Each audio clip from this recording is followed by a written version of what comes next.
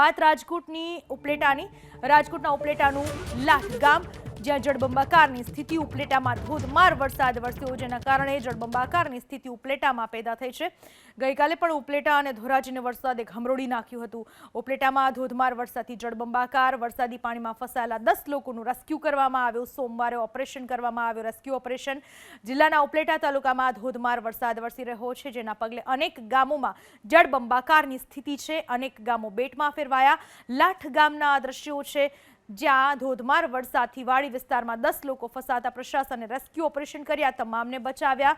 8 વ્યક્તિઓ અન્ય અને 2 બાળકો સહિત 10 લોકોને લાઠ ગામમાંથી પ્રશાસને રેસ્ક્યુ કર્યા છે। જોરદાર વરસાદને પરિણામે પાણી ભરાઈ ચૂક્યા હતા ઉપલેટાના લાઠ ગામે અને એસડીઆરએફની ટીમે સોમવારે સવારે 10 લોકોનું રેસ્ક્યુ કર્યું। ખેતરમાં ફસાયેલા 8 ખેત મજૂરો અને 2 બાળકોનું રેસ્ક્યુ કરવામાં આવ્યું।